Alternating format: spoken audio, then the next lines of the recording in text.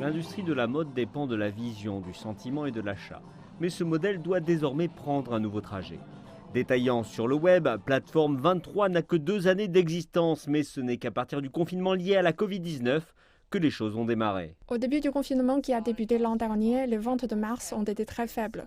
Je pense que tout le monde s'inquiétait de leurs revenus, vous savez, et ce qui allait se passer dans ce territoire étranger et peu familier dans lequel nous nous trouvions avec la Covid. Et plus le temps est passé, plus les ventes ont augmenté de façon significative.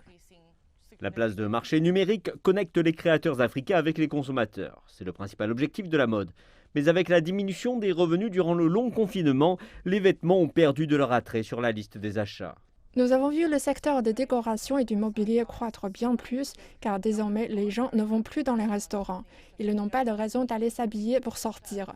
Mais les aider chez eux à travailler, ils ne pouvaient plus supporter ce tapis ou ce sofa ou cette table à café. Et c'est ce que les gens remplaçaient plutôt que de s'intéresser à la mode.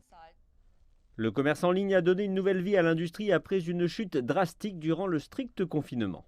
Le commerce électronique a ouvert un espace d'activité à tellement d'autres personnes, leur donnant l'opportunité d'être en ligne sans la nécessité de grands et chers entrepôts.